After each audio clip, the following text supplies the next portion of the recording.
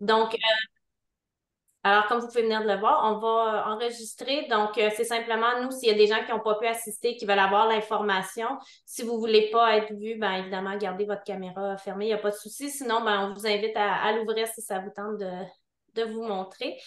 Donc, dans le fond, on a préparé une petite présentation là, d'informations. Donc, on va se partager ça. Là. Moi, je vais faire la première partie. Ensuite, Manel va prendre le relais. Puis ensuite, on va avoir là, beaucoup de temps. Là, si vous avez des questions, là, l'objectif, c'est vraiment d'être capable de répondre dans le meilleur de nos capacités à vos questions. Je vais donc vous partager le PowerPoint. Donc, normalement, vous devriez tous et toutes voir mon écran. Est-ce que ça marche? Oui, parfait. Alors, allons-y. Donc, on a des photos ici, c'est le campus Saint-Jérôme. On a des photos du campus de Gatineau si jamais vous n'êtes jamais venu à un ou l'autre des campus. Donc, on rentre vraiment maintenant dans le cœur de, de la présentation. Alors, c'est une question qu'on reçoit souvent, même si ça peut paraître peut-être anodin. Pourquoi faire des études de deuxième cycle? Beaucoup de candidates vont nous dire, ben, avec le marché de l'emploi en ce moment, j'ai déjà un travail, pourquoi j'irais faire un deuxième cycle? Je pense que la première question à se poser, c'est avez-vous le travail que vous voulez? Avez-vous l'emploi que vous rêvez? Si la réponse est non, ben peut-être qu'un diplôme de deuxième cycle peut être un levier pour vous aider à accéder à des emplois qui vous plaisent vraiment dans le domaine qui vous plaise. Aussi, ça peut être évidemment un levier pour accéder à des promotions, pour être capable de vous distinguer de vos différents collègues au travail. Et ça, peu importe le domaine d'études, même si vous n'êtes pas en administration, le MBA va toujours être un outil pour votre carrière. Il y en a aussi qui vont nous dire, ben, moi, j'ai décidé de faire des études de deuxième cycle. J'ai un emploi, c'est l'emploi que je veux. Je veux aucunement l'intention de changer d'emploi, mais j'ai l'impression que certaines tâches, certaines choses, je pourrais mieux les faire. Donc, il dit, je voudrais développer des nouvelles connaissances, je voudrais être capable de m'outiller pour être plus performant dans le cadre de mon emploi actuel. Et finalement, il y en a d'autres qui viennent aussi faire des études de deuxième cycle pour un besoin personnel, un besoin d'accomplissement, réaliser quelque chose. Ils se disent, ben, tu sais, je suis arrivée à un certain point dans ma carrière, j'ai étudié, je mets en application ce que j'ai vu, mais j'aimerais, moi, prendre un peu de recul puis avoir un regard critique sur ce que j'ai appris. Donc, à ce moment-là, il y en a que c'est vraiment au niveau accomplissement personnel qui viennent faire des études de deuxième cycle. Donc, il y a une multitude de raisons pour faire les études de deuxième cycle. Et une chose qu'il faut savoir, c'est qu'il n'est jamais trop tôt et il n'est jamais trop tard. C'est toujours le temps de venir faire des études supérieures. Alors, pourquoi le MBA maintenant? Bien, un MBA, dans le fond, c'est une formation qui est généraliste. Donc, c'est un programme général en administration. Donc, vous allez toucher à peu près toutes les sphères de la gestion et vous allez être capable de gérer beaucoup de situations. Et dans le MBA, il y a un accent qui est mis sur tout ce qui est stratégie. Donc, les aspects stratégiques sont excessivement importants, autant dans une entreprise privée, publique, parapublique, parce que c'est ce qui permet à l'entreprise souvent de se distinguer, de se démarquer. Donc, ça va être une formation généraliste avec un accent qui est mis sur les éléments stratégiques. Et si on va au dernier point dans le bas, oui, c'est une formation qui est générale, mais on offre différentes concentrations. Donc, tout en étant généraliste, vous pouvez choisir un domaine dans lequel vous allez devenir un expert. Évidemment, le MBA, ben, ça vient avec ses lettres de noblesse. C'est une des maîtrises, sinon la maîtrise la plus recherchée par les employeurs. Donc, ça facilite évidemment l'accès à des postes de direction. Et on a une concentration en entrepreneuriat qui prépare très bien les gens qui veulent se lancer en affaires ou les gens qui ont déjà une entreprise et qui disent, OK, j'ai mon entreprise depuis plusieurs années, maintenant je suis prête à passer à l'autre niveau. Donc, pour ceux qui sont dans le domaine de l'entrepreneuriat, ça peut aussi être un élément très intéressant pour votre entreprise, pour votre carrière. Alors maintenant, pourquoi l'UCO? Ben, on est une université qui existe depuis plusieurs années. Les programmes en administration sont offerts depuis vraiment longtemps. Donc, on a démontré l'expertise qu'on maîtrise. Ensuite, vous allez côtoyer des collègues étudiants qui ont des réalités similaires à vous. Donc, vous allez pouvoir échanger, faire du réseautage aussi. On bâtit beaucoup de liens aussi avec les employeurs locaux, autant en Outaouais que dans les Laurentides. Donc, dans le cadre de plusieurs cours, il y a beaucoup d'enseignants qui invitent des entrepreneurs, des employeurs à venir échanger avec les étudiants. Donc, c'est vraiment un programme qui favorise le réseautage de tous les étudiants. Ensuite, une nouveauté, Manel va vous en parler un peu plus tard, là, mais depuis l'automne 2022, là, ça fait donc une année là, pratiquement, le programme peut être suivi 100% en ligne. Donc, que vous soyez n'importe où, au Québec, au Canada, etc., vous pouvez suivre le programme en ligne, donc ce qui favorise beaucoup l'accessibilité. Ce programme en ligne fait que les barrières entre Gatineau et Saint-Jérôme tendent à disparaître. Donc, nos étudiants dans les cours ont accès autant aux cours de Gatineau ou de Saint-Jérôme, peu importe leur campus d'attache, ce qui fait que ça peut favoriser le réseautage. Moi, j'ai des étudiants qui m'ont dit qu'ils ont réussi à faire des partenariats avec des étudiants de l'Outaouais, qui ont réussi à faire des partenariats avec des entreprises des Laurentides parce qu'ils ont rencontré des collègues dans le cadre des cours, tout ça. Donc, ça leur a permis vraiment de développer et d'ouvrir leur marché à d'autres régions, ce qui était vraiment favorable. Et finalement, comme je l'ai dit, c'est un programme généraliste, mais vous pouvez choisir une concentration. Et à l'UQO, notre MBA a la particularité d'offrir plusieurs options de concentration. Alors, quelles sont-elles, ces concentrations? Alors, on en offre 4. Alors, vous pouvez, quand vous rentrez dans le programme de MBA, avoir une concentration en entrepreneuriat, en services financiers, en marketing et en gestion de projet.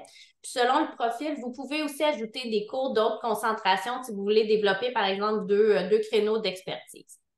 Maintenant, dans le choix des programmes, là, ça peut devenir un peu compliqué là, parce qu'on a beaucoup de programmes, puis c'est tous des codes numériques. Donc, je vais utiliser les codes numériques, là, ça va être plus simple pour nous. Je vais y aller de façon très générale. Puis si vous avez des questions, après, on les posera. Là, je ne veux pas vous assommer dans les détails administratifs. Alors, à la base, là, on a trois possibilités. Dans le fond, c'est le 15-23 ou 15J3. Le J, c'est pour Saint-Jérôme, là, mais c'est le même programme. On a 15-24, 15J4, 15-22, 15J2. Le 15-23 et le 15-24, ce sont des maîtrises professionnelles.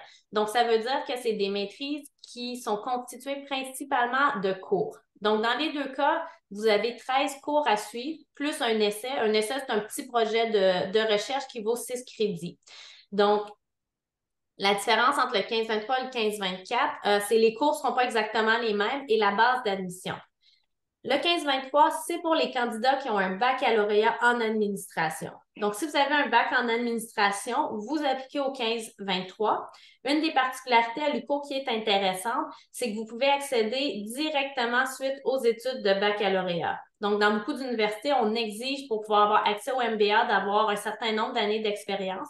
Ici, à l'UQO, si vous avez un bac en administration, vous pouvez faire le passage direct à la maîtrise. Ensuite, pour les gens qui ont un baccalauréat dans un domaine autre que l'administration, donc par exemple quelqu'un qui aurait un baccalauréat en sciences sociales et qui veut avoir une formation en administration, ben c'est possible. Alors, c'est dans le programme 15-24. Donc, un baccalauréat dans un domaine autre que l'administration et 3 années d'expérience en plus du programme de bac. Donc, vous êtes admissible au 15-24. Il y a aussi la possibilité de rentrer sur la base adulte. Donc, c'est-à-dire qu'il faut avoir un diplôme d'études collégiales et détenir 12 années d'expérience en gestion. Finalement, le dernier programme, c'est le 15-22, 15J2. Donc, ça, c'est une maîtrise recherche. Donc, c'est un profil qui est très différent, qui est offert uniquement à ceux qui ont un bac en administration. Dans le cadre de ce programme-là, vous faites 8 cours et vous rédigez un mémoire. Donc, un mémoire, c'est un gros projet de recherche que vous faites sous la supervision d'un professeur. Et ça dure, là, juste pour vous donner une idée, à temps complet, généralement, un mémoire va prendre une année à compléter. C'est très intéressant pour ceux et celles qui se disent qui aimeraient peut-être poursuivre au doctorat. Donc, c'est vraiment le diplôme qui va vous préparer pour des études de 3e cycle. Ou s'il y en a qui ont des questions dans leur milieu de travail, dans leur emploi, peu importe, qui voudraient approfondir, ben, ça peut être aussi une option qui est intéressante d'aller vers le programme avec maîtrise. Donc, c'est nos 3 programmes de base, mais on a aussi 2 autres programmes pour des gens qui ont des profils particuliers. Alors, le premier, c'est le MBA avec concentration en comptabilité. Alors, le code de ce programme-là, c'est le 15-23. Et ce programme-là, ça s'adresse spécifiquement aux étudiants et étudiantes qui ont un baccalauréat en comptabilité et un DESS en comptabilité d'une université canadienne. Donc, pour pouvoir postuler, là, il faut avoir complété le DESS en comptabilité. À ce moment-là, les cours du DESS vont compter comme cours de concentration. Donc, les étudiants vont avoir uniquement à faire 5 cours du MBA plus l'essai. Donc, c'est vraiment intéressant pour ceux qui ont le DESS en comptabilité parce que dans le fond, en ajoutant une année de cours et l'essai, ben, on peut sortir avec un MBA. Donc, c'est vraiment avantageux là, pour ces candidats-là. On a une nouveauté aussi qui est lancée, notre première cohorte commence cet automne, automne 2023. C'est le MBA en gestion des soins de santé. Alors, le code de programme, c'est le 2065. Alors, celui-là s'adresse spécifiquement aux candidats, aux candidates qui détiennent un baccalauréat en sciences infirmières et qui sont infirmiers, infirmières, qui détiennent un permis de l'OIIQ. Alors, pour pouvoir être admissible au programme, là, il faut avoir ces éléments-là. Dans le fond, le programme va être de 13 cours et avec l'essai. Par contre, Manel va en parler un peu plus tard, là, mais il y a possibilité aussi de se faire créditer des cours si vous avez suivi des cours, par exemple, à la maîtrise en sciences infirmières. Donc, le 13 cours, là, ce serait pour ceux qui auraient uniquement le bac et qui sont infirmiers, infirmières avec un permis de l'OIIQ. Alors, je vais maintenant céder la parole à Manel pour qu'elle puisse poursuivre avec la présentation. Donc, bonjour tout le monde. Merci Julie pour la présentation. Donc là, comme avait parlé ma collègue Julie tout à l'heure, c'est qu'à partir de l'automne 2022, on avait lancé la possibilité de faire l'MBA en non présentiel ou hybride, ça veut dire une partie en non présentiel et une partie présentielle. Donc, vous avez la possibilité de faire des cours, bien évidemment, en non présentiel spécialement. On offre actuellement tous les cours de concentration en non présentiel sur les deux campus. Et on a aussi la possibilité de faire les cours obligatoires, que ce soit en présentiel ou en non présentiel, parce qu'actuellement, dans le cheminement sur 2 ans, on fait en fait une alternance pour les cours obligatoires entre présentiel et non présentiel, de manière que l'étudiant pourra choisir dès le début de suivre tout son MBA en non présentiel ou de prévoir quelques cours en présentiel sur les campus, que ce soit Gatineau ou Saint-Jérôme, bien évidemment, pour les cours obligatoires. Euh, donc, euh, donc, si vous posez la question, est-ce que je suis éligible pour l'MBI? Ben, on vous dit tout de suite que pour les programmes qui sont le 15-23 et le 15J3, vous aurez avoir un baccalauréat en administration avec une moyenne ou 3,2 et plus. Sinon, si votre dossier, vous avez une moyenne au baccalauréat entre 2,8 et 3,2, bien évidemment, votre dossier sera analysé et vous aurez probablement une possibilité d'admission à partir de 2,2 dans le fond, qu'en moyenne. Sinon, pour les programmes avec essai qui sont un peu plus professionnels, qui sont le 15-24 ou le 15J4 pour Saint-Jérôme, comme a dit ma collègue Julie, c'est la même chose, c'est le même programme, c'est juste deux campus différents. Donc, ça exige un baccalauréat dans un domaine autre que l'administration avec une moyenne à partir de 2,8, votre dossier est analysé par le comité de sélection. Sinon, à partir de 3,2, vous êtes admissible directement avec 3 années d'expérience professionnelle en matière de ressources humaines, financières ou matérielles, ou que vous aurez un diplôme collégial, donc même pas un bac, mais juste un DEC avec 12 années d'expérience pertinente dans le domaine. Sinon, pour les programmes avec mémoire, qui sont le 15-22 ou le 15J2, qui impliquent un travail de recherche un peu plus laborieux avec 21 crédits de recherche, donc quasiment une année, on exige une moyenne 3,2 et plus, donc pour être admissible au programme.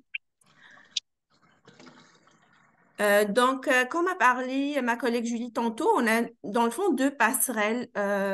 En fait, notre MBA implique 2 passerelles. Une avec la maîtrise en gestion de projet qui existe seulement à Gatineau.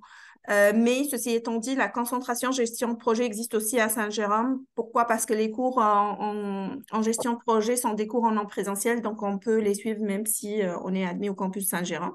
Donc, pour cette passerelle, ça consiste à quoi? En fait, pour les étudiants qui détiennent un MBA avec concentration en gestion de projet, donc 5 cours, ils ont la possibilité de se faire créditer 7 cours de la MGP professionnelle.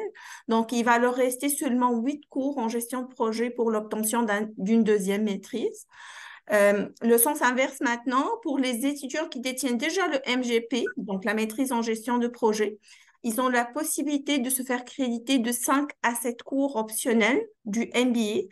Donc, il ne leur reste donc que 6 cours obligatoires du MBA et l'essai pour obtenir un deuxième diplôme qui est l'MBA. Donc, c'est une passerelle à double sens, en fait, entre la MGP et l'MBA, bien évidemment. Donc, la prochaine passerelle, c'est entre la maîtrise en sciences infirmières et l'MBA.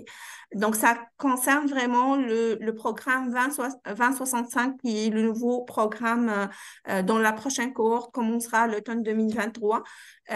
Dans le fond, c'est vraiment une passerelle pour les étudiants qui détiennent une maîtrise en sciences infirmières. Ils ont la possibilité de se faire créditer 2 cours optionnels et un cours obligatoire de leur maîtrise. Donc, il va leur rester seulement 9 cours obligatoires et un cours de concentration du MBA, en plus de l'essai pour avoir l'MBA.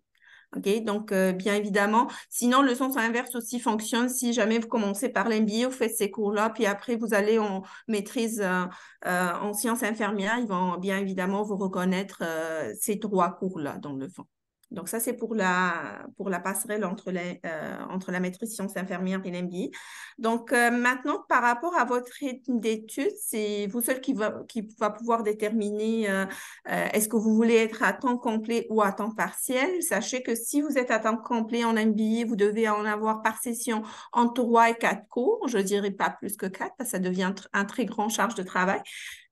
Avec une durée, donc si vous êtes à temps complet, vous aurez à avoir une durée d'études de 9 trimestres, excluant les absences autorisées. Ça veut dire quoi, absence autorisée? Dans le fond, au deuxième cycle, vous avez l'obligation d'être inscrit à chaque session durant votre maîtrise, mais ceci étant dit, vous avez le droit à 3 absences autorisées pour des raisons quelconques, que ce soit personnelles, familiales ou professionnelles.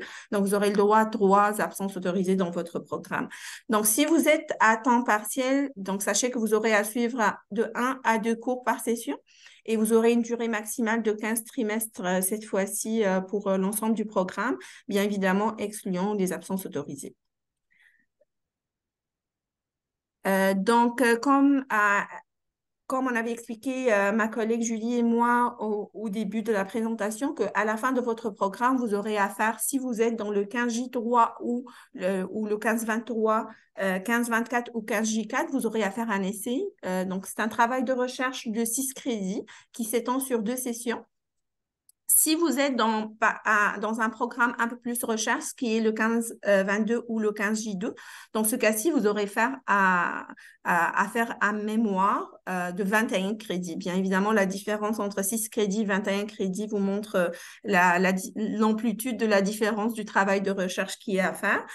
Pour le faire, ça, il va falloir compléter un certain nombre de crédits avant de pouvoir s'inscrire en essai pour les programmes 15-23 et 15-24.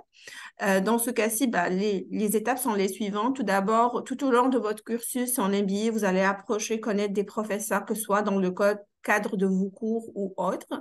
Vous aurez tout le temps aussi accès à la liste des professeurs et des chargés de cours pour l'essai sur le site du département de sciences administratives.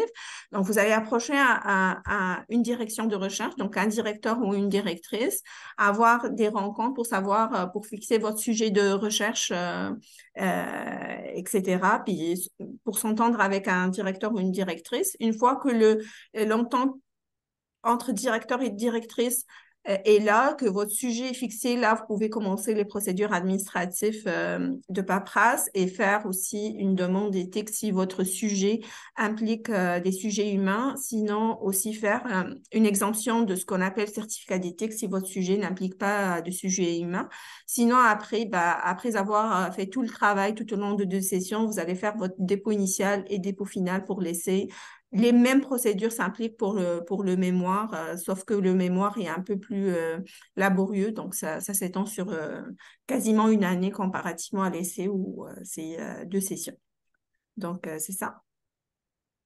Donc, sinon, ça, c'est pour plus d'informations. Donc, ça, c'est les coordonnées de Julie, mes coordonnées à moi. Mais vous avez aussi, à Gatineau, on appelle ça le bureau des cycles supérieurs. Donc, il y a des agentes qui s'occupent des programmes. Donc, vous pouvez les contacter. Ça, c'est les postes ainsi que leur courriel. Sinon, à Saint-Jérôme, il y a Madame Samson qui s'occupe de l'MBA, donc au campus Saint-Jérôme. Donc, son courriel, c'est MBA Saint-Jérôme à commercialico.ca. Sinon, pour les questions par rapport au programme, Julie et moi se ferons plaisir de vous répondre par courriel ou maintenant après la présentation. Merci tout le monde. Moi, j'avais une question, si vous permettez. Allez-y. OK. Je voulais savoir si pour s'inscrire en MBA, par exemple, concentration comptabilité, est-ce qu'il faut avoir complété le DSS en comptabilité ou on peut cumuler les deux au même moment? Non, il faut l'avoir terminé ou être en voie de le terminer, là. Dans le fond, si vous le terminez pendant le trimestre d'été, vous pouvez faire votre demande au trimestre d'automne, mais il faut vraiment avoir obtenu le diplôme, là, la fin de la scolarité pour pouvoir commencer le MBA. OK. Parfait. Est-ce qu'il y a d'autres questions? Moi, j'en aurais une. Oui? Oui, dans le fond, il y a une cohorte qui va partir en gestion des services de santé cet automne, à ce que je comprends. Oui, les admissions étaient ouvertes à l'hiver 2023, oui. OK. Puis, est-ce qu'il y a encore possibilité de faire une demande d'admission? Oui, Parfait. Puis, est-ce que j'ai compris, dans le fond, il n'y a pas besoin d'avoir d'expérience X, tant d'années, c'est vraiment juste d'avoir un bac en sciences infirmières, puis je suis admissible, non? c'est ça. Puis aussi le permis De d'être. l'ordre. Ouais, Parfait. c'est Super, tout. merci. Merci. Par rapport aux dates là, pour les admissions, c'est une très bonne question, là. Dans le fond, pour les citoyennes canadiens et pour les résidents permanents, les admissions pour l'automne sont possibles jusqu'au 5 août. Évidemment, on vous conseille fortement de déposer vos demandes le plus rapidement possible, là. Des fois, il y a des traitements dans les dossiers, mais sachez que vous avez jusqu'au 5 août pour pouvoir déposer votre candidature. Pour les étudiants à l'international, ben, c'est fermé, là, de toute façon, les délais sont trop longs, là, vous n'auriez pas le temps d'obtenir les papiers, mais les admissions pour le trimestre d'hiver vont bientôt être possibles. Alors, il y a une main levée. Théodora? Oui, bonjour. Dans le fond, j'avais une question concernant le MBA en gestion des soins de santé. Donc, si je comprends bien, vous l'offrez en non présentiel et en présentiel aussi? Dans le fond, pour l'MBA, j'ai soins de la santé. Pour les cours de sciences infirmières qui sont prises de la maîtrise en sciences infirmières, ils seront tous en non présentiel. Pour nos cours maintenant de l'MBA, le reste des cours d'MBA, pour les cours de concentration, bah, que vous n'aurez pas à faire, bien évidemment, parce que vous avez les cours de maîtrise en sciences infirmières, ça, c'est des cours de toute façon, pour l'MBI, c'est vrai, ça ne conserve pas cette maîtrise, mais ils sont offerts en non présentiel. Maintenant, pour les cours obligatoires que vous aurez à faire dans cette maîtrise en gestion de soins de la santé, ils seront alternés. En fait, on a une alternance entre présentiel et non présentiel. Donc, vous pouvez choisir ce que vous voulez. Vous pouvez choisir de faire toute votre maîtrise en gestion de soins de la santé en non présentiel si vous voulez. Comme vous pouvez choisir certains cours obligatoires du MBI à le faire sur le campus, que ce soit Saint-Jérôme ou Gatineau, bien évidemment. Super, merci beaucoup. Merci. Prochaine question. Merci, bonsoir. Et j'ai des préoccupations, s'il vous plaît. La première, c'est par rapport aux personnes qui n'ont pas de baccalauréat en administration. Donc, les personnes qui ont des baccalauréats dans les domaines autres que l'administration. Vous avez parlé de 3 ans d'expérience et dans le domaine des ressources humaines, de l'administration, ainsi de suite. Qu'en est-il des personnes qui n'ont pas de baccalauréat en administration, qui sont intéressées par ces programmes et qui ont une expérience dans les domaines autres que les domaines mentionnés? Est-ce que c'est possible ou alors si on n'a pas l'expérience dans les domaines que vous avez mentionnés, ça ne vaut pas la peine? J'ai parlé par exemple des personnes qui ont l'expérience dans le monde humanitaire. Dans quoi? Excusez-moi, j'ai manqué la fin de l'expérience dans quoi? Dans le domaine humanitaire, dans le travail humanitaire. Humanitaire. Oui, ben en fait, dans le fond, premièrement, si vous avez un bac dans le domaine de la gestion, là, ça, vous n'avez pas besoin d'expérience. C'est vraiment si votre bac est dans un autre domaine. Puis l'expérience, dans le fond, ce qu'on dit, là, c'est une expérience en gestion des ressources humaines, matérielles ou financières. Donc, si vous dites, ben moi, je suis dans le domaine humanitaire, j'ai géré des projets humanitaires, ben c'est de la gestion, là. Donc, c'est à vous, dans le fond, ça prend des attestations d'emploi, là, qui vont dire, voici la personne a travaillé pendant tant d'années au sein de l'organisme, voici ses tâches principales. Puis ensuite, dans votre lettre de motivation, ben là, vous devez mettre de l'avant en quoi votre expérience est pertinente. Mais on ne s'attend pas à avoir juste des gens qui ont été PDG de grandes entreprises, tout ça, là. C'est vraiment, là, l'objectif, c'est juste d'avoir des gens qui ont déjà une expérience professionnelle. Puis c'est à vous de montrer en quoi l'expérience vous a permis de gérer soit des personnes, des ressources matérielles ou des ressources financières. Merci beaucoup. Si vous permettez, je passe au deuxième volet de ma question. Et Oui. le deuxième volet, c'est aussi lié au diplôme. Vous avez parlé des 3,2, les choses comme ça. Et si on n'a pas les moyens là, les moyens pondérés qu'on a eu durant le parcours de licence ne respectent pas les critères là, est-ce que ça vaut aussi la peine ou bien même si on n'a pas exactement ces moyens, c'est possible peut-être avec l'expérience qu'on soit retenu, quoi. J'ai expliqué la moyenne, c'est à partir, votre dossier déjà est analysé à partir de 2.8, hein. C'est pas à partir de 3.2. Je parle pour les programmes qui sont avec essai, ça veut dire le 15-23 et le 15-24. C'est à partir de 2.2, 2.8, je m'excuse, et non 3.2. Donc, que le dossier est analysé. Maintenant, ça dépend, comme a dit ma collègue, ça dépend de la façon dont vous motivez votre dossier. Ok, merci. Puis maintenant, à partir, ben, ça va bientôt être en application. Là, si vous avez, parce que si vous avez moins que 2,8, c'est impossible d'être admis au cycle supérieur. Là, à l'UPO, là, c'est comme une norme institutionnelle. Par contre, puis là, pour les étudiants de l'international, là, évidemment, là, les dossiers les notes sont reconverties. Là, le bureau des admissions là, fait les conversions selon les pays, tout ça. Là, donc, soyez pas inquiets à ce niveau-là. Mais très prochainement, si vous avez, par exemple, pendant votre bac, ça n'a pas bien été pour X, Y, Z raison, puis vous aimeriez faire un retour au cycle supérieur, vous avez eu, par exemple, je ne sais pas, 2,5, ben, vous ne pourrez pas accéder aux études supérieures. Par contre, si vous décidez d'aller faire un autre programme, par exemple, un certificat qui est beaucoup moins long, un programme de premier cycle, ben, à ce moment-là, maintenant, la moyenne du certificat va être prise en compte. Donc, si vous avez, par exemple, 3,2 au certificat, et même si vous n'avez pas eu le 2,8 au bac, ben là, ça vous permettrait quand même d'accéder au cycle supérieur. Merci. Amine? Oui, bonjour tout le monde. Ma question est la suivante. Les gens qui ont poursuivi le système LMD, c'est un diplôme hors du Canada, licence, master, doctorat, c'est ça. Et ils ont une licence de 3 ans, mais et avec une expérience, bien sûr. Est-ce qu'ils sont admis ou non? Merci. En fait, si je réponds, la licence dans d'autres pays, c'est l'équivalent d'un baccalauréat ici, de 3 ans les premiers 3 années de l'université, ça s'appelle un bac au Canada. Puis ici, dans d'autres pays, c'est la licence. Dans le fond, c'est la même chose. C'est exactement ça, oui, oui, Ouais, oui. c'est exactement la même chose. C'est un Si vous programme parlez des complété un diplômes, peu, oui. ouais, si vous parlez des diplômes de l'Afrique du Nord, c'est vraiment l'équivalent d'un bac, d'un premier cycle au Canada. D'accord, excellent, merci. Oui. Il y a d'autres questions? Oui, Ayawa? Oui, bonjour. Moi, ma question concerne les cours en non présentiel et j'aimerais savoir s'il y a une possibilité de suivre les cours la soirée où les programmes sont faits de telle sorte qu'il y a des cours dans la journée ou dans la soirée. Comment est-ce que ça se passe, s'il vous plaît? Ben, c'est une excellente question. En fait, on n'en a pas parlé, l'horaire des cours, là, mais pour faciliter l'accès là, aux gens qui sont en emploi, parce que la plupart de nos étudiants sont déjà sur le marché de l'emploi, tous les cours sont uniquement les soirs et les fins de semaine. De façon générale, les cours de concentration, d'options et de méthodologie vont être offerts en soirée, donc à raison d'un soir par semaine pendant 15 semaines.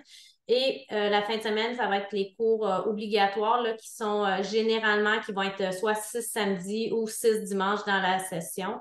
Donc, à ce moment-là, ça se fait très bien là, avec un emploi à temps complet. D'accord, merci beaucoup. Si je peux ajouter quelque chose pour Gatineau, généralement, même les cours en présentiel vont commencer à 18h et à Saint-Jérôme, c'est à 19h le soir. Merci.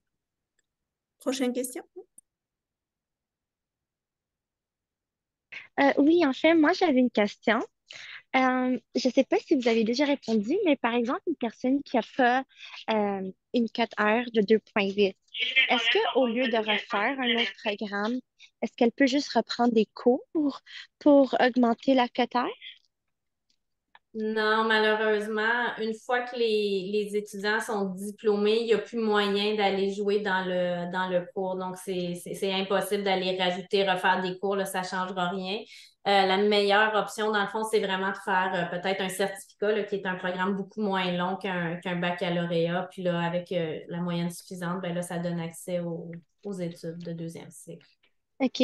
Puis est-ce que le fait d'avoir une coteur de 2,2 durant le bac, puis qu'on refait un certificat, est-ce que ça va affecter la demande d'admission à la maîtrise?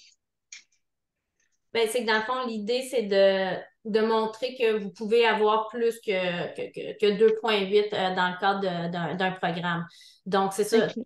Avant, c'était vraiment juste sur la base du bac. Maintenant, la base d'admission est sur la base du bac, mais on prend en considération les autres études. Donc, si vous avez, par exemple, fait un certificat que vous avez 3,5, bon, c'est pas beaucoup, mais 3,5 dans le certificat, ben, vous avez des Mhm. très bonnes chances d'être admise parce que des fois, les gens, pour diverses raisons, des fois au baccalauréat, ils l'ont fait très jeune, puis là, bon, il y avait peut-être une question de OK. maturité ou des enjeux personnels, peu importe les raisons pour lesquelles ça aurait peut-être moins bien été au bac. Avec le certificat, ben là, c'est de dire, regarde, je suis capable de réussir mes cours avec des très bonnes notes, là. Donc, à ce moment-là, vous avez des très bonnes chances d'être admise. OK, c'est parfait. Merci beaucoup. On a une main levée. Le nom ici, c'est Duval Kakou, je pense. Oui, donc moi j'avais une question à propos du montant du programme. Je ne sais pas si on a eu la chance de parler de ça ou pas encore. Le montant total. Les frais du programme, moi personnellement, je vous invite à aller simuler ça. Il y a un simulateur sur le site de l'UCO, un simulateur de frais, donc de scolarité. Vous pouvez, selon votre cas et le programme, il va vous donner le montant exact, combien ça va vous coûter dans le fond.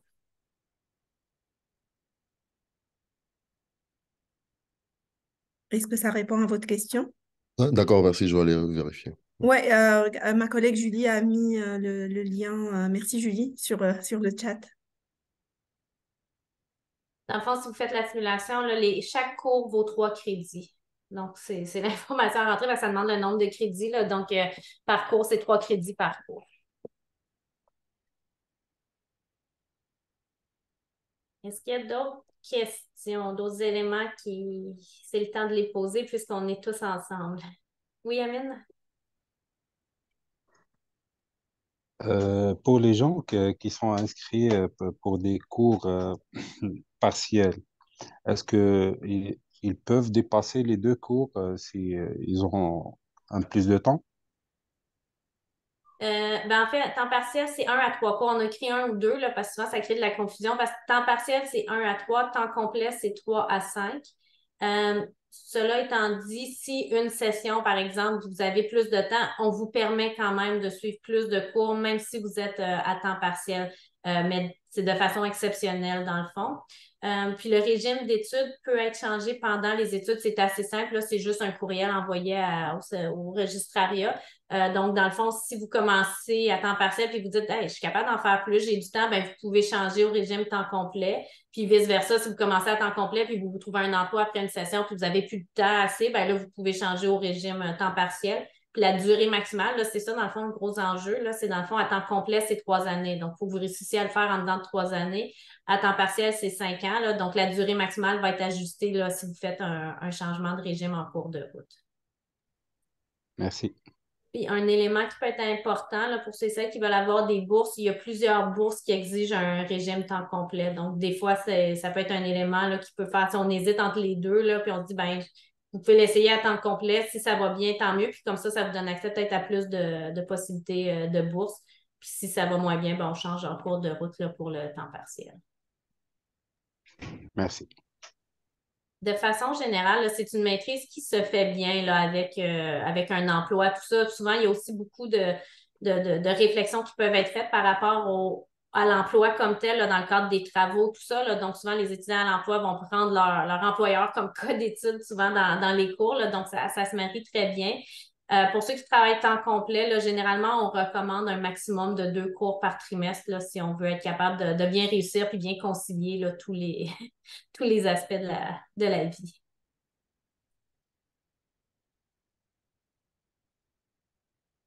Il y a d'autres questions? Oui, allez-y. Bonjour tout le monde. Bonjour. Oui, bonjour, oui. On vous écoute. Oui, j'ai une question à poser. Combien de cours au maximum doit-on prendre en maîtrise en administration des affaires pour une session? Ben, le régime des études de cycle supérieur a déterminé que le maximum de cours qui peuvent être suivis au deuxième cycle, c'est 5 cours par trimestre.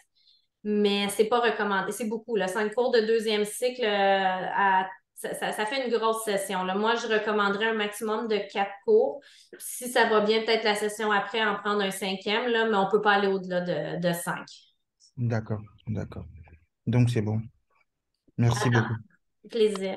À temps complet, la maîtrise prend 2 années, dans le fond, là, à un rythme disons, 4 cours environ par session. Là, ça se fait très bien en 2 années.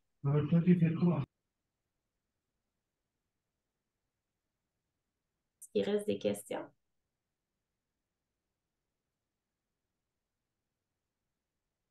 Je ne pense pas.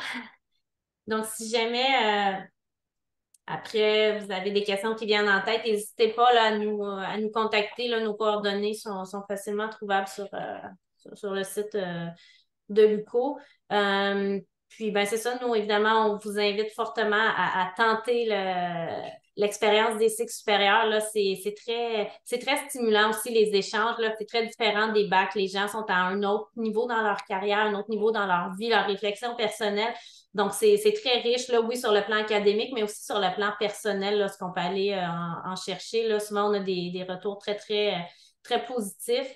Nous, on essaie de vous rendre la vie la plus agréable possible. On a une infolette mensuelle du MBA. Vous pouvez aussi, si vous voulez vous inscrire, là, on pourra, écrivez-nous, on pourra vous ajouter dans lequel on met des nouvelles, on présente les nouveautés du programme, on présente des diplômés, des étudiants actuels, favoriser le réseautage, tout ça.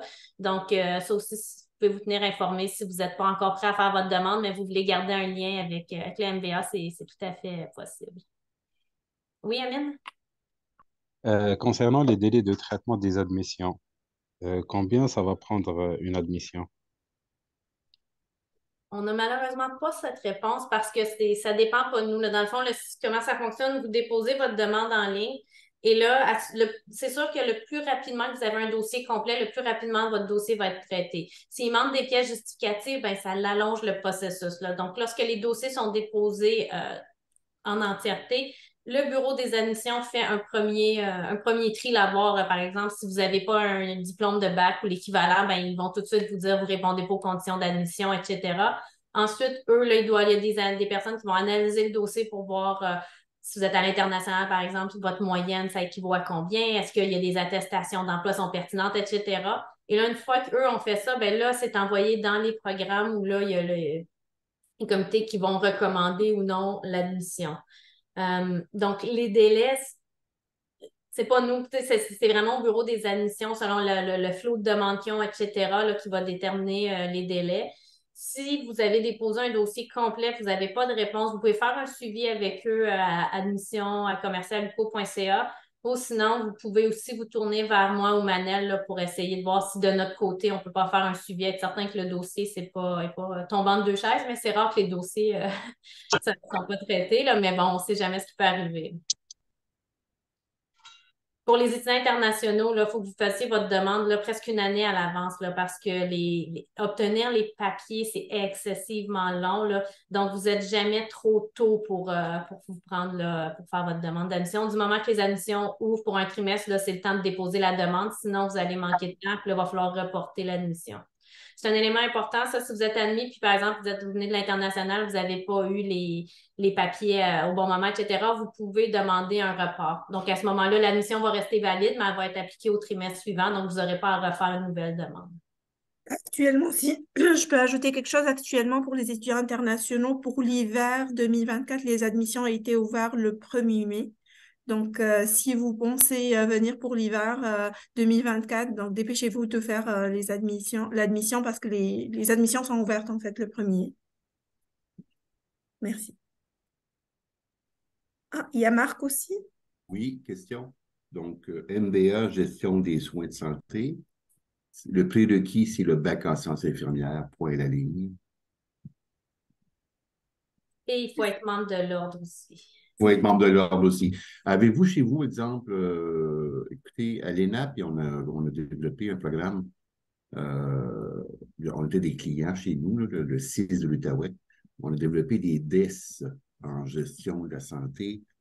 Vous avez rien comme ça chez vous actuellement au niveau de diplôme de deuxième cycle, exemple, quelqu'un qui a un bac en sciences sociales, qui devient gestionnaire dans le réseau de la santé et qui veut développer ses connaissances au niveau gestion. Vous avez rien chez vous pour ça, hein? Non, en ce moment, c'est vraiment chez l'MBA. Par contre, quelqu'un qui correspondrait pas, qui n'aurait pas, par exemple, un bac en sciences infirmières, peut faire le MBA. Puis dans le cadre du MBA, le régulier, on a un cours on a un cours dans la concentration en entrepreneuriat là, qui porte sur le système de la santé. Donc, on a quand même un cours dans le programme qui peut être suivi, mais sinon, ça serait le MBA là, 15-24 ou 15-23 qui serait le meilleur programme pour. Merci.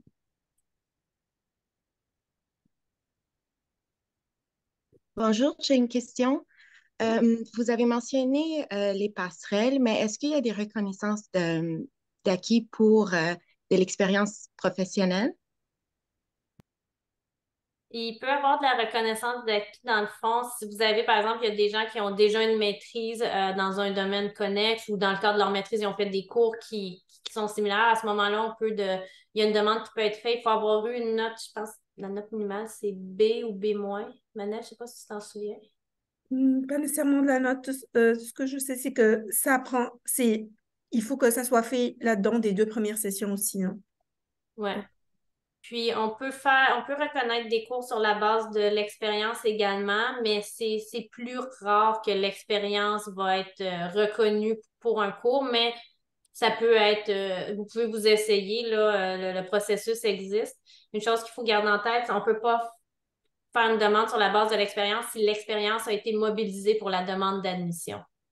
Donc, si par exemple, vous faites quelqu'un qui ferait une demande sur la base adulte qui a besoin de 12 années d'expérience pour être admis, ben, ces 12 années-là ne peuvent pas être pris en compte pour faire une demande pour faire essayer de faire créditer un cours. D'accord. Donc, si je fais demande au cheminement régulier de la maîtrise avec essai, je peux faire demande pour une reconnaissance d'acquis pour de l'expérience professionnelle. Oui, vous pourriez, puis à ce moment-là, la demande, le dossier va être analysé, puis ensuite, vous allez avoir un retour là, qui va dire si oui ou non c'est reconnu ou pas. D'accord, merci. Mais comme le disait Manel, c'est important de le faire dès le début parce qu'après 2 trimestres, c'est plus possible. Donc, il faut le faire dès le début du programme. D'accord. Oui, donc on aurait dans l'ordre là, Amine, puis ensuite Ayawa. Alors, dans mon cas, moi, j'ai fait une demande d'admission sur le campus de Gatineau, concentration générale, qui n'est pas offert au campus Saint-Jérôme. Euh, Ma question, c'est sur les cours. Par exemple, est-ce que je peux suivre des cours qui sont offerts, les cours en commun, par exemple, qui sont offerts sur le campus de Saint-Jérôme, parce que moi, j'habite à Montréal. Est-ce Dans que le fond, je peux équilibrer? Dans le fond, la concentration générale est aussi offerte à Saint-Jérôme. Dans ce cas-ci, si vous habitez à Montréal, ça serait mieux que vous déplacez votre admission à Saint-Jérôme si vous voulez suivre des cours ici. Mais pour les cours en présentiel, on permet, peu importe, étudiant Saint-Jérôme, tous les cours en non présentiel de concentration, ils seront offerts pour les deux, en fait. Tout ce qui change, c'est le cycle de cours 0, 1 ou 20, mais pour les étudiants, ça ne changera pas grand-chose. Qu'ils soient inscrits à Saint-Jérôme ou à Gatineau pour les cours de concentration. Mais ceci étant dit, même la concentration, toutes les concentrations sont offertes Saint-Jérôme et Gatineau. Il n'y a aucune concentration ni programme qui n'est pas offert à Saint-Jérôme ou à Gatineau actuellement.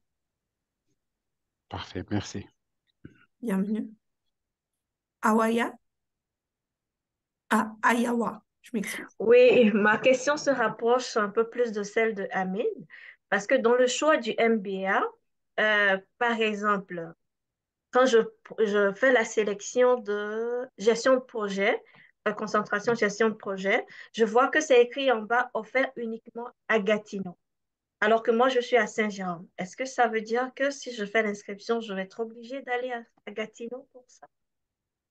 C'est aussi bien offert à Gatineau qu'à Saint-Jérôme, la concentration gestion de projet.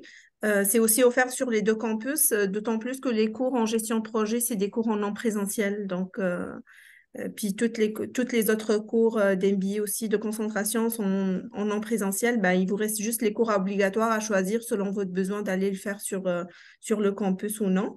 Mais la concentration gestion de projet, et dernièrement, ça fait pas longtemps qu'on l'a ouvert à Saint-Jérôme aussi, hein, cette année-ci. Merci. Et on va vérifier, là, peut-être que le système n'a pas été mis à jour, là, mais on va vérifier de notre côté là, pour s'assurer que vous ayez la possibilité de suivre la concentration au campus de Saint-Jérôme. Effectivement, je viens de vérifier, là, ça dépend peut-être où on regarde, là, mais dans la section futurs étudiants, cycle supérieur, quand on se rend à la concentration, c'est marqué offert à Gatineau seulement. Alors, il y a comme un petit astérix, il faudrait juste comme mettre à jour l'information. Mais par contre, quand on consulte la fiche, c'est bien écrit Saint-Jérôme-Gatineau.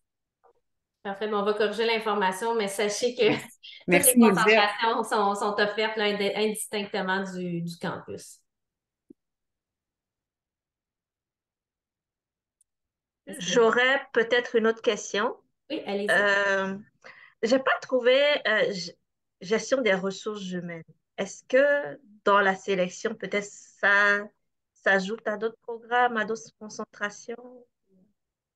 Non, on n'a pas de concentration en gestion des ressources humaines, en fait. OK, d'accord, merci. Donc, dans le fond, les concentrations qu'on offre dans les différents programmes, à part ceux de soins de santé et comptabilité, ça, c'est des programmes distincts. Mais pour les programmes communs d'MBA, ceux qui veulent faire une concentration, ça serait marketing, entrepreneuriat, services financiers. Donc, c'est ça, marketing, gestion de projet. C'est ça, merci.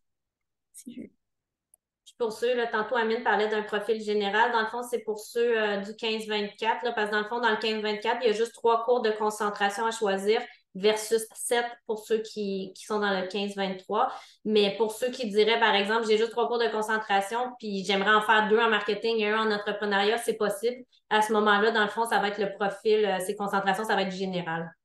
La concentration, ça change rien, là, honnêtement. C'est juste sur le diplôme, là, la concentration est précisée. Pour ceux qui sont dans le 15-23, il y a 7 choix de cours de concentration. Donc, à ce moment-là, dans votre concentration, vous devez en suivre 3, puis le reste des cours peuvent être pris dans les autres concentrations ou dans la même concentration. Est-ce qu'il y a d'autres questions?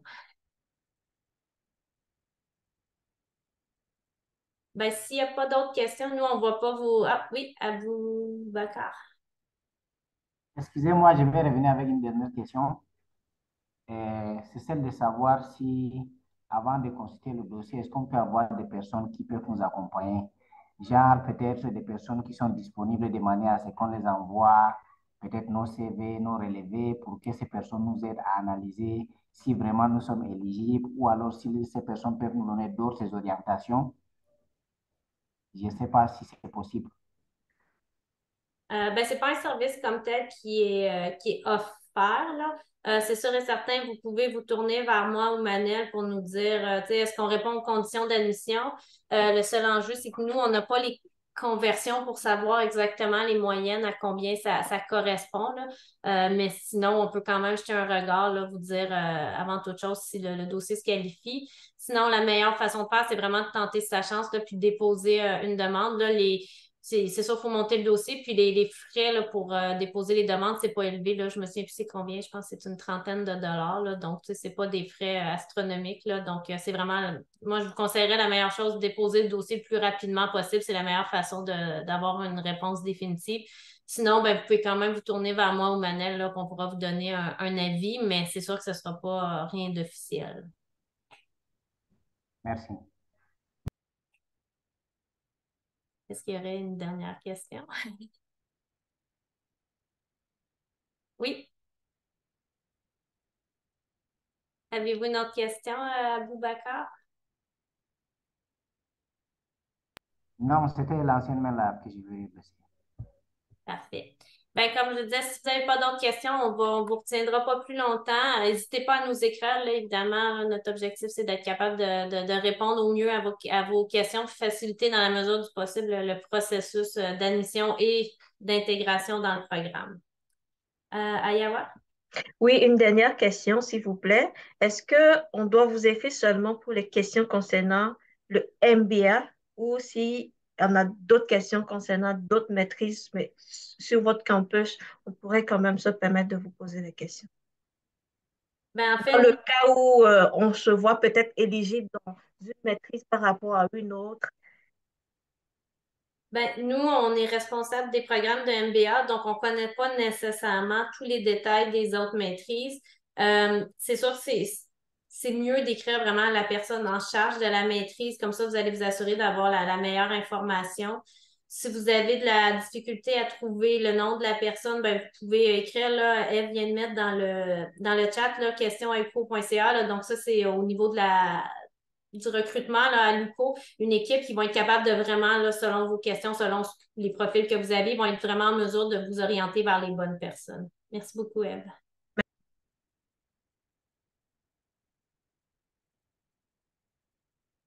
Donc, je ne vois pas d'autres questions. Alors, écoutez, ben, ça nous a fait plaisir d'échanger avec vous aujourd'hui. On espère qu'on vous a donné le goût de venir faire votre MBA à l'UQO avec nous. Nous, ça nous ferait grand plaisir de vous accueillir dans nos classes physiques ou virtuelles. Les cours en virtuel, d'ailleurs, sont offerts avec la plateforme Zoom, là, puis il y a plein de fonctionnalités, là, c'est vraiment dynamique là, comme format là, aussi d'études. Donc, ben, merci d'avoir été avec nous. Comme on vous dit, si vous avez des questions spécifiques MBA, vous pouvez écrire à moi ou à Manel. Si vous avez des questions plus génériques sur l'UCO, les différents programmes, ben, le courriel question@uco.ca là, est vraiment la meilleure voie d'entrée pour vous. Puis, ben, écoutez, on va vous dire, on espère à bientôt dans nos programmes. Merci. Merci.